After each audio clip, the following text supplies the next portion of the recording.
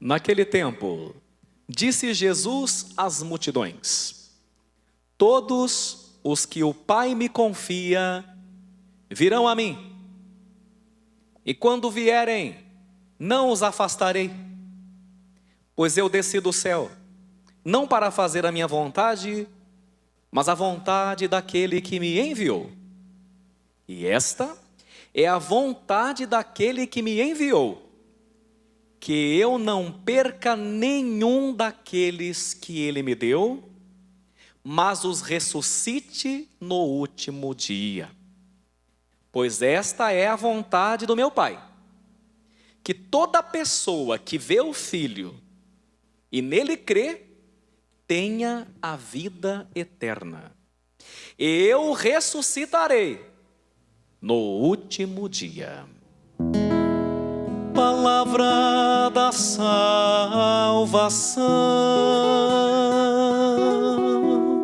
Glória a vós, Senhor. Muito bem, queridos filhos e filhas da igreja. Hoje rezando, não é? Na minha casa, nesse dia de introspecção, da gente pensar na vida eterna. Não que não pense os outros dias, mas nesse dia a gente pensa mais, não é? Eu ficava pensando em como as pessoas acabam não se beneficiando por ignorância. O que é ignorância? Falta de conhecimento, né? Então muitas pessoas não conhecem alguns pilares básicos da nossa fé, consequentemente da vida eterna. Aí elas não se autoajudam e não ajudam nem os amigos, nem os familiares que passaram dessa vida, né? Então eu quero aproveitar essa noite, vocês estão aqui presentes, e também os irmãos de casa que nos acompanham, quero aproveitar para fazer desse momento um momento de rara catequese sobre a vida póstuma, ou seja, sobre escatologia. Evidentemente, claro, de forma mais concisa, mais breve, não é? Mas eu não posso deixar de dar catequese, porque eu percebo a turma falando muita bobagem e não ajudando as pessoas que estão nesse instante no purgatório, que nem sabem nem o que fazer, nem como fazer, né? Isso quando não vem ideias protestantes. Essa semana mesmo, alguns protestantes me perguntaram, através de outras pessoas, né, sobre o purgatório, dizendo que a Igreja Católica inventou o purgatório. Essas pataquadas que a gente escuta por aí. Então, vamos lá trabalhar. A primeira coisa que nós temos que entender, para que nós possamos ter uma compreensão melhor dessa data de finados que nós estamos celebrando hoje, 2 de novembro, é aquilo que São Paulo nos fala na sua carta aos Romanos, no capítulo 12. Hoje eu vou falar bastante de Bíblia para vocês, né? Até porque o protestante sempre tem aquela pergunta clássica: onde é que está na Bíblia? Onde é que está na Bíblia? Né? Nem tudo está na Bíblia, mas a maior parte das coisas estão lá, né? Então, Romanos capítulo 12, São Paulo nos dá uma catequese falando o seguinte: assim como cada um de nós tem um corpo, veja, é óbvio, cada um de nós tem um corpo, com muitos membros, outra coisa óbvia, esses membros não exercem todos a mesma função, outra coisa óbvia. Assim também em Cristo nós, que somos muitos, formamos um corpo. E cada membro está ligado a todos os outros. Então a primeira coisa que temos que entender, nós compomos um corpo sagrado, um corpo místico. Quando é que a gente passa a ser integrado nesse corpo? Já parou para pensar? Que dia? Não é no nascimento. No batismo, que o nascimento primeiro é para a morte. O segundo nascimento pelo batismo é para a vida. Então por isso que é importante batizar. Logo firmou o bebezinho, já está firme, já batiza. Quanto antes, melhor. Porque o Espírito Santo chega antes do demônio. Entende o sentido? Quando o demônio vem tentar a pessoa, bater na porta do coração dela, Jesus responde: já estamos aqui, a Santíssima Trindade, cai fora. Então, quanto antes, melhor. Por isso que no batismo, as pessoas não prestam atenção, tem um pequeno exorcismo que o padre faz no bebê. Ah, mas por que esse bebê é tão puro? O bebê é puro aspas, porque ele nasceu com o pecado original. Está na Salmo 50. E pecador, já minha mãe me concebeu. Por isso o batismo é necessário para a salvação. Então como é que você integra o corpo místico de Cristo? Pelo sacramento do batismo. O batismo é imprescindível. Não tem outro jeito, tá? Pois bem, então essa é a primeira coisa. E aí nós fazemos parte de um corpo. Se você faz parte de um corpo, todo mundo está ligado a todo mundo e todo mundo precisa de todo mundo. Por isso que quando uma alma se eleva, ela eleva todas as outras. Mas quando uma alma decai, a humanidade inteira decai com ela. Você entendeu por que o pecado de Adão e Eva comprometeu a todos nós? Mas ao mesmo tempo a salvação vinda através de nosso Senhor Jesus Cristo, o novo Adão, e da fidelidade de Maria, a nova Eva, compromete a todos nós, porque está tudo interligado. Nós não estamos separados, nós estamos unidos num só corpo. Então veja, cada membro está ligado a todos os outros. Essa pataquada não precisa de ninguém, não precisa de você, é tudo mentira. Nós precisamos uns dos outros, e todos precisamos da graça de Deus. Romanos 12, 4. Depois, São Paulo, quando escreve aos Coríntios, na sua primeira carta aos Coríntios, numa Deusidência também é capítulo 12, né? Só que agora é outra carta, ele vai dizer, desse modo, uma coisa óbvia, em decorrência dessa afirmação que ele fez na carta aos Romanos, ele diz uma coisa óbvia, desse modo, quando um membro sofre, todos os demais sofrem com ele. Quando um membro é honrado, todos os outros se regozijam com ele. Ora, vós sois o corpo de Cristo, e cada pessoa entre vós individualmente é membro desse corpo. Não é? Então nós precisamos entender isso. Se nós pertencemos todos ao mesmo corpo, então nós não estamos separados. São Paulo também nos dirá, na sua carta aos Colossenses, capítulo 1. Ele, Jesus, é a cabeça do corpo, que é a igreja. Ele é o princípio e o primogênito dentre os mortos, a fim de que em absolutamente tudo ele tenha a supremacia. Então esse corpo tem membros, mas que nenhum de nós tem a loucura de querer ser a cabeça. Porque a cabeça é nosso Senhor e Salvador Jesus Cristo. Estamos nas premissas. Daqui a pouco você vai ver as consequências. Ora, quando celebramos a ascensão do Senhor, isto é, sua subida gloriosa ao céu, recordamos a verdade que a cabeça desse corpo místico já está na glória. A cabeça já está lá. Nós rezamos no credo. Está sentado como mesmo? À direita? Todo-Poderoso. Então a cabeça já está lá. Se a cabeça já está na glória no paraíso, é só uma questão de tempo para que os membros estejam também. Então nosso Senhor Jesus Cristo na ascensão e Nossa Senhora em sua assunção, eles puxam a fila. Eles são como que a antecipação do que Deus quer que aconteça com todos nós. Por isso Jesus falou, eu vim para cumprir a vontade do meu Pai. E a vontade do meu Pai é que eu não perca nenhum de vocês, mas que eu os ressuscite no último dia. Então às vezes você não pensa nisso. Se a cabeça já está lá e você é a mão, né? Outro é pé, né? Outro é a perna, outro é a coxa, o que vai acontecer com os membros? Eles também serão chamados à glória eterna ao paraíso. Estamos nas premissas. Pois bem, quando morremos, logo em seguida, imediatamente, acontece ou vem o juízo particular. Todos nós. São Paulo vai dizer, todos terão que comparecer ao tribunal de Cristo. Nesse juízo particular, a nossa vida passa todinha na nossa frente. É muito comum quem trabalha em UTI, enfermeira, médico, e a gente que é padre, é muito comum que a gente escute as pessoas que quase foram e voltaram por um desígnio insondável de Deus, elas sempre mudam drasticamente de vida. É impressionante. As pessoas não vivem mais do jeito que era antes, após passar por aquilo que nós chamamos de EQM, estado quase morte, né? E todas elas, portanto, unanimemente dizem, olha, a minha vida inteira passou pelos meus olhos. Eu me vi criancinha, depois eu vi quando era adolescente, pegando lá dinheiro escondido da minha mãe para comprar doce, vi tudo. Vi até meu pai e minha mãe brigando quando eu estava grávida, vi tudo, né? A vida inteira passa diante dos seus olhos como que num flashback. O Evangelho chega a nos dizer uma coisa constrangedora e preocupante, de que nós prestaremos contas, está no Evangelho, até mesmo das menores palavras que saíram de nossas bocas, as bobagens que nós falamos, que não serviram para edificar nem a nós e nem o próximo, delas nós também prestaremos contas.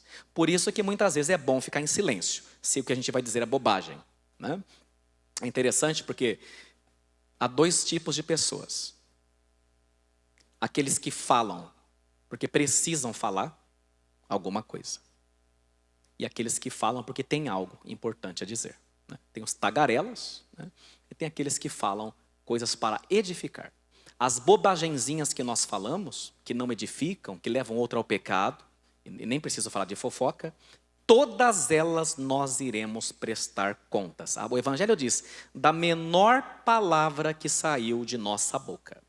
E após esse juízo particular, que não é o juízo final é outra coisa, quando Deus vai pôr no fim do mundo os pingos nos is e nos jotas, e toda mentira varrida para debaixo do tapete, sobretudo dos poderosos, vai aparecer no juízo final. E aí sim, lá no fim do mundo, é que nós vamos ter um corpo glorioso, quem vai para o céu, e quem vai para o inferno, um corpo tenebroso. Igual essa turma do Halloween, que fica com o braço caindo, a boca podre, já estão ensaiando para o inferno, né? Então, vejam bem, esse é o juízo final. Mas o juízo particular, que acontece logo após a sua morte. Quando esse juízo acontece, você já tem uma sentença. E esta sentença diz respeito ao teu destino eterno. E ela só pode ser duas, ou seja, só há duas opções. Ou é céu, ou é inferno. Não tem outra. Certo? Ou é céu, ou é inferno. Mas aqui há um problema. Estou fazendo bem lógico. Fiz questão de escrever a homilia toda bem lógica. Qual é o problema? Deus é santo. E nele não há nada de mal ou de imperfeição.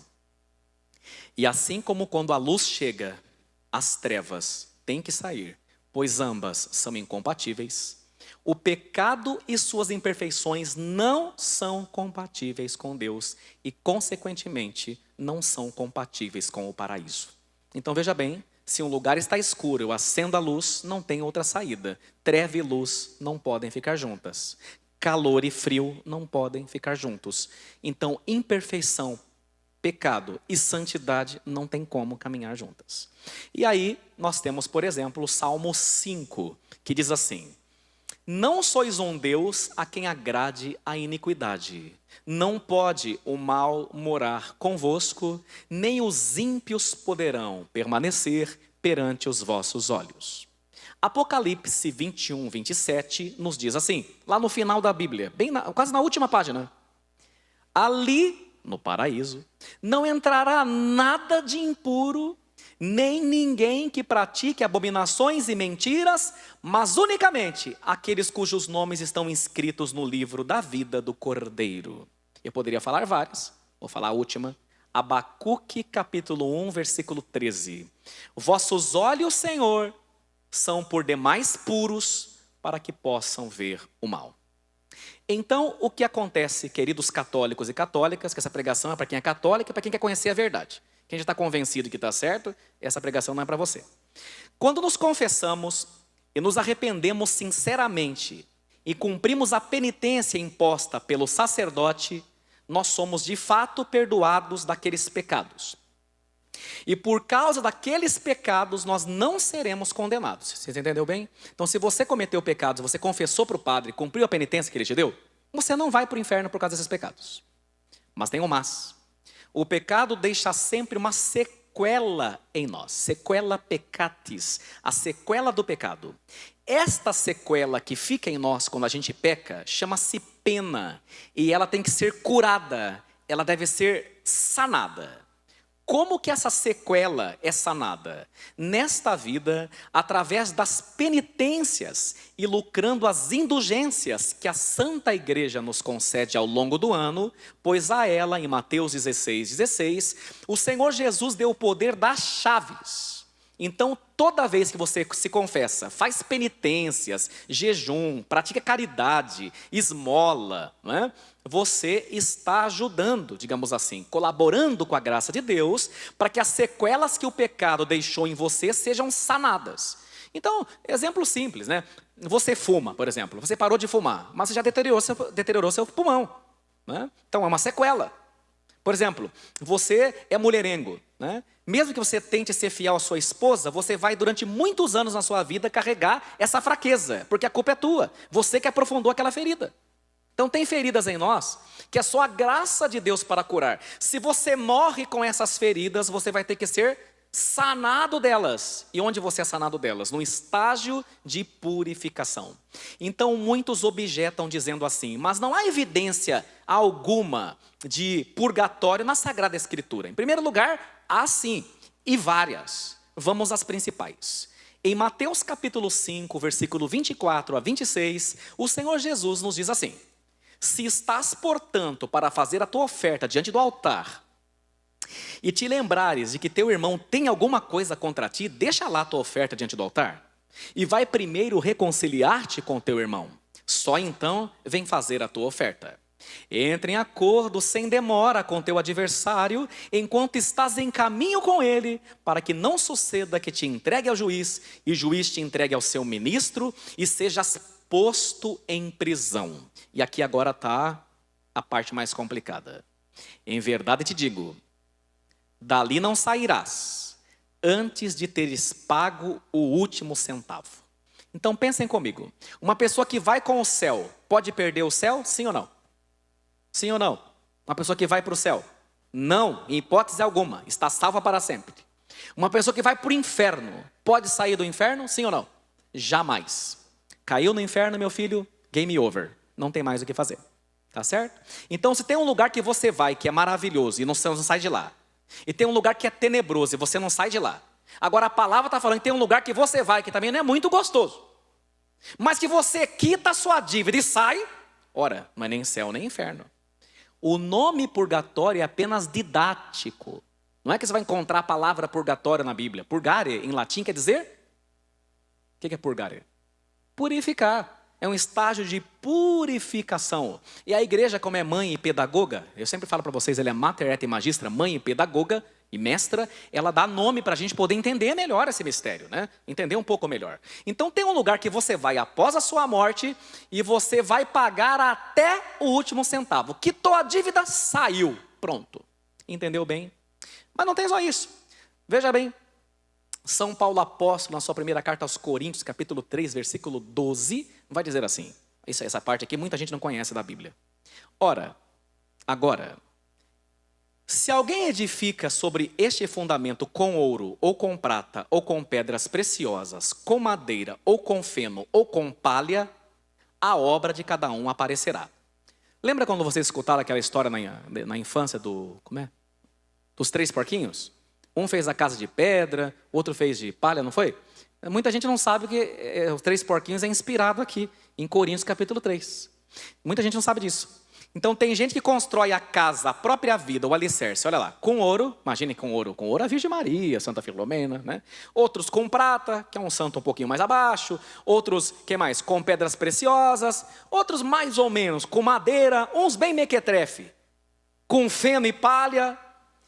E aí São Paulo diz que virá um fogo que vai fazer um teste, digamos assim, de firmeza, vai fazer um teste de solidez sobre essa construção que é a sua vida. Ele diz, o dia do julgamento vai demonstrar se você construiu com prata, se você construiu com ouro, se você construiu com pedra preciosa, se você construiu com madeira ou com palha ou com feno. Quem constrói com palha ou com feno são as pessoas materialistas, que vivem nessa vida como se essa vida fosse a única e a verdadeira. Essa turma não vai resistir o teste do fogo. Aí São Paulo fala, o dia do julgamento irá demonstrá-lo. Será descoberto pelo fogo. O fogo provará o que vale o trabalho de cada um. Agora São Paulo diz que alguns vão passar pelo fogo e vão ser salvos. Olha o que ele diz, no versículo 13. Olha aí, tem muita gente que lê a Bíblia e não presta atenção. Ele será salvo, porém, passando de alguma maneira através do fogo. Está na palavra. Esse fogo não é o fogo do inferno. Claro que não. Esse é o fogo da purificação. Então, onde está isso? 1 Coríntios, capítulo 3, versículo 12, seguintes. Agora, por que eu posso aplicar uma caridade que eu faço, uma penitência que eu faço, uma oração que eu faço, para ajudar essas almas que estão no fogo da purificação? Porque depois da ressurreição de nosso Senhor Jesus Cristo, a morte não tem mais o poder de romper nossos laços e a nossa comunhão. São Paulo vai tirar sarro da morte, falando assim, ó, cadê morte? Cadê teu ferrão? Sabe escorpião? Quando você tira o ferrão? São Paulo fala que a morte de Cristo e a sua ressurreição tirou o ferrão da morte, de tal forma que agora a morte não tem mais o poder de matar, porque a morte de Cristo matou a morte. Por isso São Paulo vai dizer também na carta aos Romanos: nada nos separará do amor de Cristo, nada, nem a fome, nem a nudez, nem a espada, nem o perigo. E no final, depois de um monte de adversários, São Paulo diz: nem mesmo a morte. Por quê? Aquilo que o padre falou no início da pregação. Porque nós estamos todos ligados dentro desse corpo místico de Cristo, de tal forma que nem a morte é capaz de nos separar. Então, às vezes você não entende isso, você pensa que você perdeu aquela pessoa, que você está rompido com ela, que o laço foi cortado, mas não é verdade. Nós continuamos ligados um ao outro. E é por isso que o bem que eu faço passa para eles, naquilo que nós chamamos de comunhão dos santos. O que é então, de acordo com o que vimos, o purgatório? Um estado de purificação para aquelas almas que não morreram em pecado mortal, ou seja, elas morreram em estado de graça. Isso é muito importante também. Você tem que tomar muito cuidado para que você não morra em pecado grave, em pecado mortal, que é contrariar um dos 10 mandamentos. Sempre se policie, não é? Toma cuidado. Se você não morre em pecado mortal, isto é, se você não morre em pecado grave, você não vai para o inferno. Mas muito provavelmente terá de passar por esse teste, por esse fogo de purificação.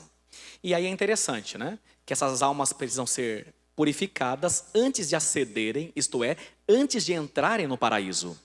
Todo e qualquer mínimo apego às criaturas, bem como qualquer mínima imperfeição, tem de ser sanadas, senão não se entra no paraíso, porque no céu, meu filho, só entra santo. Estamos caminhando para o final. O catecismo da Igreja Católica ainda nos ensina que estas almas benditas que estamos celebrando hoje é dia delas, sentem uma grande alegria no purgatório, mesmo passando por purificação e ter uma certa dor, porque elas sabem que tem o céu garantido. São Paulo da Cruz nos diz: se durante esta vida tivermos sido bondosos com as almas que sofrem no purgatório, Deus se encarregará de que não se negue ajuda a nós depois de nossa morte. Se depois que você morrer, você quer que a turma se lembre de você, ofereça missas por você, faça jejum e penitência, caridade e esmola por você, tem um jeito. Lembre-se das almas benditas enquanto você estiver em vida. O venerável arcebispo Fulton Sheen diz: assim que entrarmos no céu, nós as veremos. Muitas e muitas delas vindo em nossa direção e nos agradecendo. E então nós lhes perguntaremos: quem vocês são? E elas nos responderão: eu sou uma pobre alma pela qual você rezou quando eu ainda estava no purgatório. A mística canadense Point Claire dizia: os egoístas da terra se esquecem dos mortos. Tem gente que hoje não deu a mínima para os mortos. Isso é um bando de materialistas, né? Bando de gente achando que vai ter o paraíso aqui na terra. Como deve ser cruel para as pobres almas do purgatório o abandono dos homens. Olha o que essa mística diz. Eu achei isso aqui muito forte. Presta atenção. Dizem que amam os pais e os parentes defuntos. Que mentira. Nós que amamos a Deus, devemos amar nossos amigos do purgatório todos os dias de nossa vida. Eu quisera ser capaz de sofrer sozinha tudo o que padecem as almas benditas do purgatório, só para poder libertá-las. Que coisa forte, né? A mística Point Claire disse isso. Essa turma que diz que ama o pai, ama a mãe, ama nada.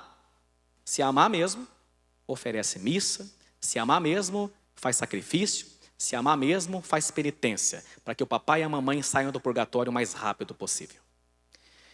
Uma penúltima coisa, essa daqui, todo esse texto que eu estou trabalhando com vocês aqui, que eu escrevi, foi a partir de estudos da Igreja Católica norte-americana. São textos em inglês que eu fiz questão de traduzir, trazer para nós, mas não deu tempo de traduzir esse último, então eu vou lendo um pouco devagar, porque eu quero traduzir no português aqui em tempo real. A serva de Deus, Chiara Isabella Fornari, constantemente rezava pelas pobres almas do purgatório. Há algumas almas, Deus permitiu que aparecessem para essa freira, para requerer orações e sacrifícios que generosamente deveriam ser oferecidos em sua ajuda. Estou trazendo para o português porque eu estou lendo um pouco mais lento. Isso quer dizer que, assim, certo dia, a alma de um sacerdote apareceu para essa freira pedindo por oração. E para que não ficasse dúvidas de que essa alma era real e não era uma alucinação, Deus permitiu que a alma desse padre tocasse com suas mãos a mesa, a escrivaninha. Wooden desk, né? Se é mesa de madeira, a gente traduz por escrivaninha. A escrivaninha da freira Chiara, que ele tocasse com a mão. E quando ele tocou com a mão a mesa de madeira, fez uma cavidade de queimadura, porque essas almas estão no fogo, né? De queimadura. E com o dedo polegar ele desenhou uma cruz. Eu fiz questão de trazer aqui, eu vou pedir para o cinegrafista ajudar, né? A alma desse sacerdote, o sacerdote já tinha morrido e Deus permitiu que ele voltasse, aparecesse para essa freira muito santa para pedir oração. Quem vai pegar? Quem é mais fácil? Você, Eduardo. Então, dá um close aqui. Essa escrivaninha da freira está, neste momento, em 2022, no museu na Itália, né? Para que as pessoas possam ver. Dá mais um close melhor ainda. Mais, se aproxima mais. Isso. Estão vendo? Essa é a mão. Agora ficou ruim. Afasta um pouquinho. Iluminação que está complicando, né? Afasta um pouco. Ah, o celular que apagou. Vamos lá. Cadê? Não tem como eu ver, né? Estou desse lado. Vamos lá. Tá aí? Então vocês vejam, você tem a mão dessa alma do purgatório e ele desenhou a cruz. Esta é a mesa onde a freira anotava, né? Fazia seus estudos. Então não é palhaçada, não é brincadeira. Sem contar que em Roma, obrigado, Eduardo, sem contar que em Roma tem o Museu das Almas do Purgatório, né? Lá tem cartas, por exemplo, né? E vários pedidos de socorro e vários pedidos de oração. Então não é brincadeira, não é conto da carochinha que a gente veio fazer aqui hoje. Estamos falando de uma realidade. A vida após a morte é real. Por isso nós devemos tomar cuidado com o que nós estamos fazendo dessa vida. Porque o nosso destino é um destino eterno. A pessoa que você sepultou, eu não estou falando que ela está viva do outro lado para consolar você, para deixar você com um sorrisinho no rosto. Não é isso não. Estou falando porque pelo contrário. A sua responsabilidade aumenta. Né? Quando você perde um ente querido, sua responsabilidade aumenta e aumenta muito mais. Né? Por isso que eu estou falando aqui. Bem, muitas outras coisas poderiam ser ditas, né? O material é muito profundo, mas eu estou contente de ter dado essa catequese, porque a gente não tem chance de fazer isso muitas vezes, nossa correria, mas eu vou contar a última para vocês. Padre Pio, as almas do purgatório apareciam para ele, e daqui a pouco eu vou ensinar quando é uma alma do purgatório e quando é coisa ruim. Ele conta, isso está registrado na história de São Padre Pio, então se você duvidar, duvida dele. Uma noite, disse ele, quando eu estava sozinho no coro para rezar, ouvi o barulho de um hábito. Hábito é roupa que o monge usa, né? E vi um jovem monge se mexer perto do altar-mor.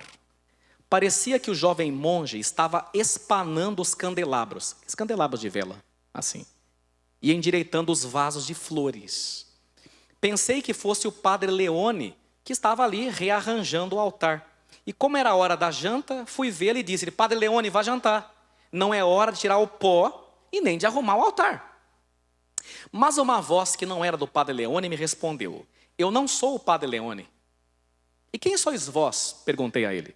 Sou um dos seus irmãos que fez o noviciado aqui.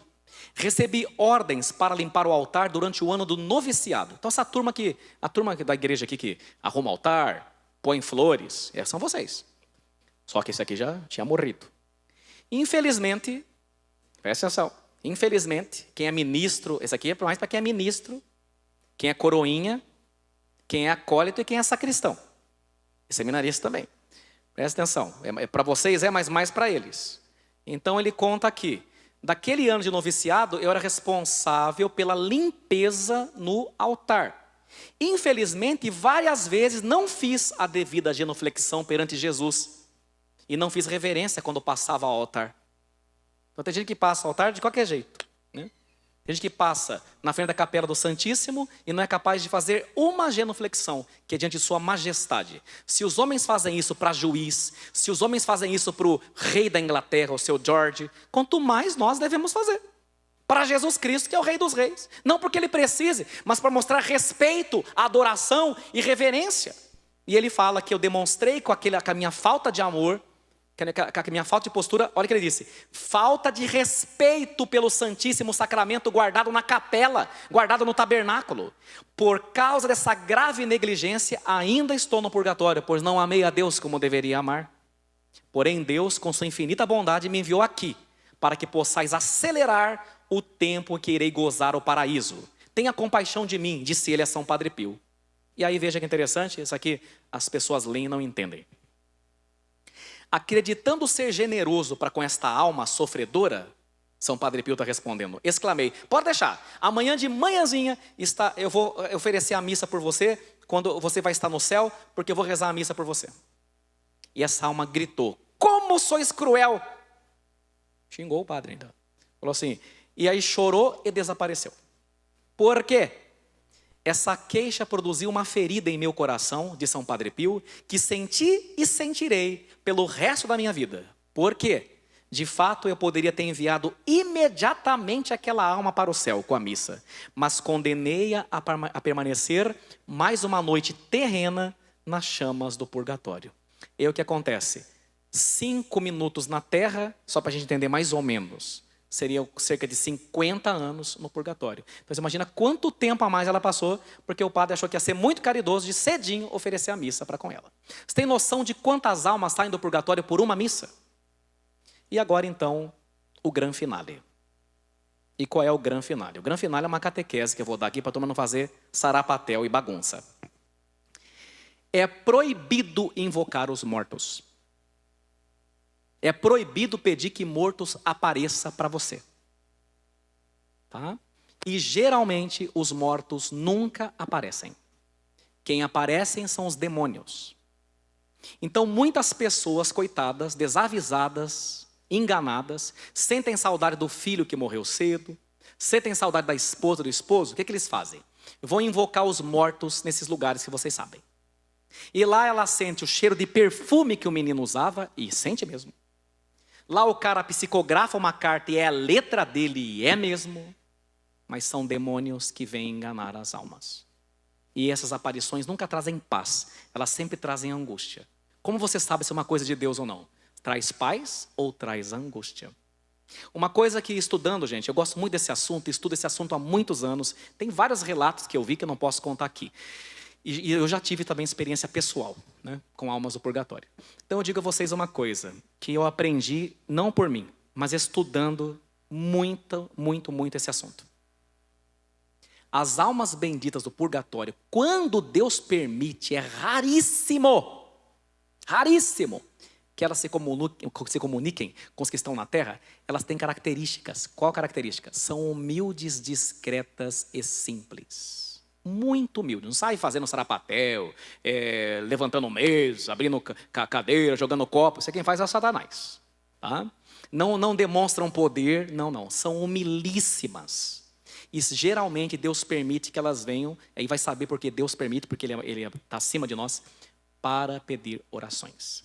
E uma dica que eu dou a vocês: vocês têm entes queridos falecidos, é muito comum que Deus permita que eles enviem uma mensagem através de sonho, para que você ofereça o terço, para que você ofereça uma caridade, e para que naquela semana, no máximo aquela semana, você ofereça a missa por ele e por ela. E quero até dar um testemunho para vocês, né? E vocês sabem que, muitos de vocês sabem, minha avó faleceu com 94 anos de idade, Dona Isabel. E eu, geralmente, sou muito difícil de lembrar de sonho, sabe? Todos nós sonhamos, sabem disso, né? Eu fiz neuropsicopedagogia, sou pós-graduado nessa área, e sei, né? A gente sabe. Não existe quem não sonha. Às vezes a pessoa fala assim, eu não sonho. Todo mundo sonha, senão o cérebro desliga, né? O cérebro e o coração estão o tempo todo funcionando. E quando você dorme, eles funcionam ainda mais, né? O cérebro funciona ainda mais. O nosso cérebro fica criando historinha e filmezinho para não desligar, né? Então todo mundo sonha, mas poucos se lembram. Eu sou uma pessoa que tem muita dificuldade de se lembrar do meu sonho. E, portanto, eu sempre digo que nunca sonho com meu pai, muito raro, nunca sonho com a minha avó, embora nós tivéssemos uma ligação muito forte. Mas é uma coisa que me deixou muito impressionado, né? Ainda hoje, nessa madrugada, né, eu sonhei com a minha avó de uma forma muito perfeita, né? E muito interessante mesmo.